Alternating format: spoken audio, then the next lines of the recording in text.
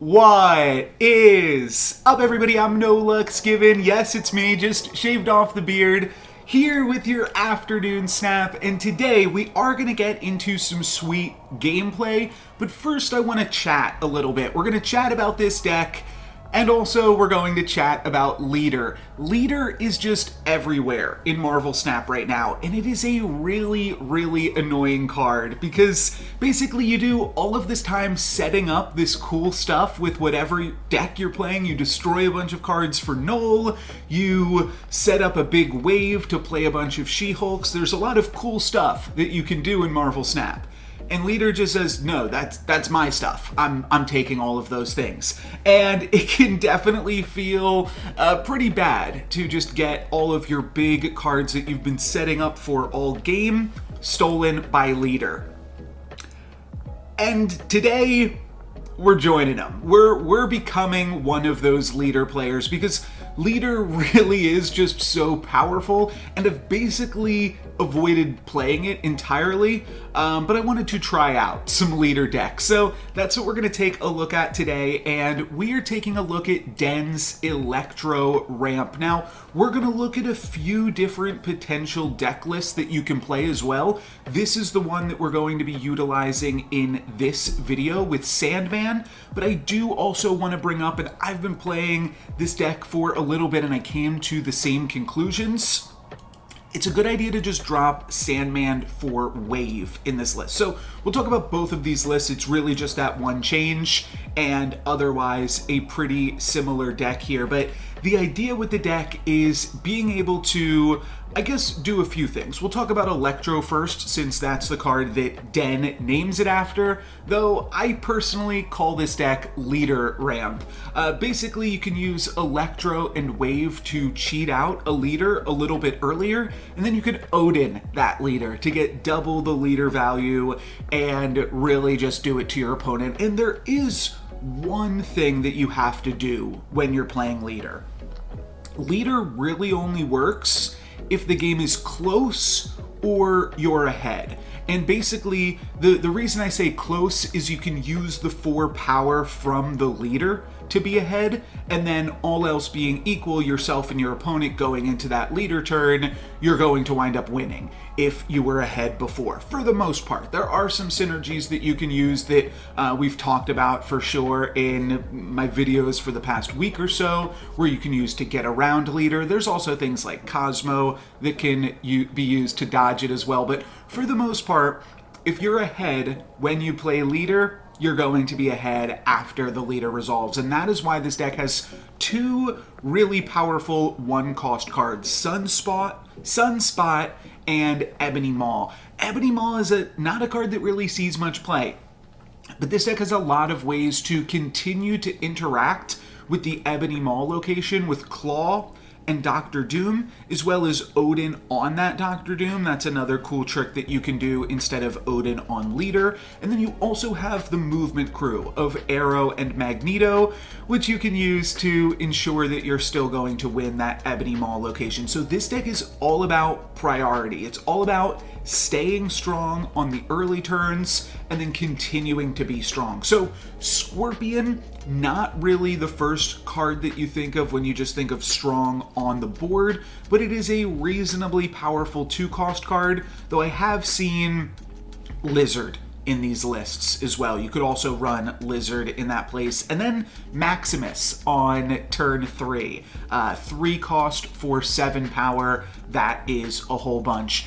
Some other cards that I have seen in the deck, I'm not sure if this list has them. It might. Okay, so this list is like pretty straightforward. This is an older list by Den that uses both Wave and Sandman, but not Electro, and then also has Nightcrawler as movement to interact with the other location.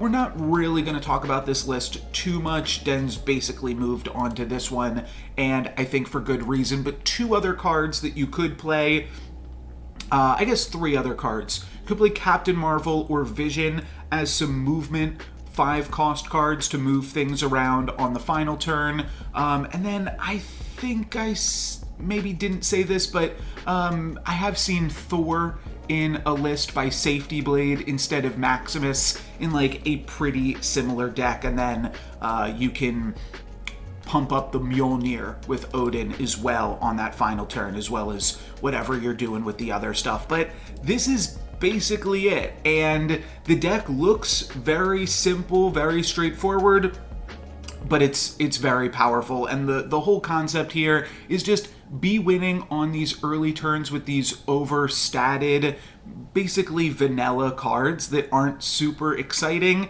and then use leader to steal with whatever setup your opponent has done on that final turn. Let's get into the gameplay now. We're going to look at 2 sweet games with this deck and talk about a few more interactions, a few more synergies that the deck has got going on, and one of those is with Sunspot. Sunspot, I didn't mention this, but it's another cool card to add power to that Ebony Maw locked down location. So both of the deck's 1-cost cards do work pretty well with each other. That's some nice synergy, and I generally like to throw those cards in location 3 so that way we can pump them up later with Klaw. Location number 3 is going to wind up being the Daily Bugle, which gives us our opponent's leader. Like I said, leader is just absolutely everywhere right now, and this game is definitely going to prove that. One other cool interaction with the deck is Maximus plus Sandman. You give your opponent a whole bunch of extra cards with Maximus, and then you give them a Sandman, which doesn't give them the time to play all of the cool cards you just drew them. So that's a nice little synergy. I definitely do still recommend Wave though in this deck. I think it's just basically a little bit better trying to ramp all of your cards out, but I will point out that Wave is kind of like a Sandman for 1 turn because it only allows everybody to play 1 card beyond cost reduction effects and things like that. So that is definitely worth pointing out. My opponents kind of got the same strategy going on as us. Instead of using Ebony Maw and Sunspot, they're using Carnage and Bucky Barnes to get that early lead, so that way leader will be able to take over the end game. But it's a very, very similar deck. I do think that we're in a good position here with Dr. Doom and Klaw to be able to give us more power into that Daily Bugle. So I'm going to go ahead and snap, and feeling pretty reasonable about this one. And then my opponent is going to play Wave. Wave plus Nova, which definitely changes up some of my potential plans here. And then I draw a leader of my own. So now we have the opportunity to play leader on turn 5 and turn 6. I told you leader is everywhere in this one, plus I kind of spoiled it in the thumbnail, but we are going to be showing off a bunch of leaders. And one thing I also wanted to show off was the leader versus leader interaction. For that specific reason, I play my leader in my location that's already a little bit more full. That way if my opponent plays theirs, they only get to steal 2 copies of it, whereas we get to steal 4 copies of their leader, because each leader comes in and then wants to copy my opponent's leader yet again. So my opponent is now bricked over in Kunlun, and each of us can only play 1 card this turn. So even if my opponent stole my Dr. Doom or my Klaw, they're not going to have enough power to win the Crimson Cosmos with either of those plays, and we should be able to win this one with Magneto into Kunlun, winning that location, and then maybe my opponent can win one of those other 2 locations, but otherwise we're looking pretty good here. So that is basically it. I'll jump ahead to reveal that my opponent just flips over a death, nothing super exciting, and we are indeed going to take it with Magneto.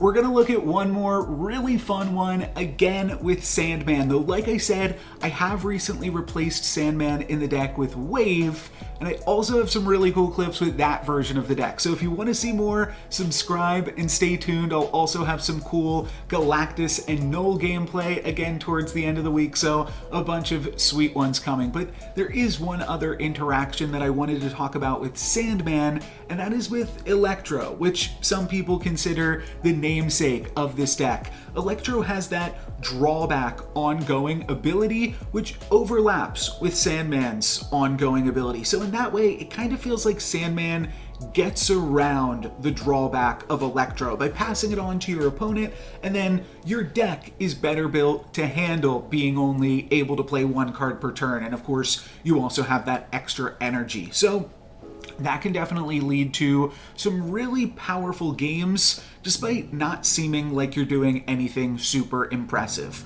I do want to at least consider here that we could play Aero, we could play Leader, and we could play Doctor Doom, and we could just curve out like that, and that would be plenty powerful, though I do think that limiting my opponent to 1 card per turn is also pretty strong. So I'm going to flip over Sandman on turn 4, and surprisingly, we win on Asgard. Because of Scorpion, we actually have more power in Asgard, which is kind of crazy. So we draw 2 cards. I was thinking my opponent would draw 2 cards there, and it kind of like Maximus in the last game, it wouldn't matter because we had Sandman. But just funny that we actually wind up winning the Asgard there. So I want to kind of stay strong, and I'm thinking about just playing a Doctor Doom on this turn. It's actually pretty lucky that I flip over Doctor Doom in location 3, because in location 2, my opponent reveals a Cosmo. Now, I do want to say there's probably a lot of ways to win this game from here. I just think that Sandman is a pretty good tool against what looks to be a Silver Surfer deck from my opponent, so I do feel pretty confident going into this last turn. But I do have kind of a funny idea. Now, part of my plan with this was to potentially use Aero on that final turn to make sure that my opponent wouldn't be able to Silver Surfer on their Wong. However, now I can't use Aero. If I Aero into nowhere or into the Cosmo location, it won't activate. So I only have one plan if I want to stop my opponent from using Wong plus Silver Surfer.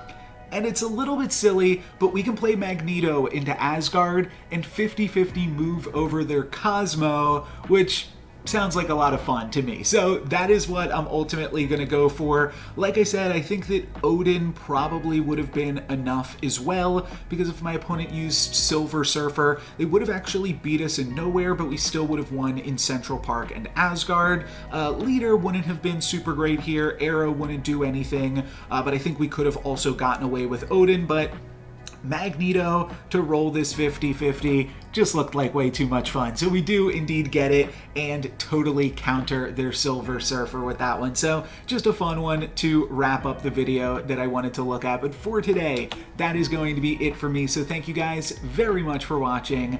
I'm No Lux Given.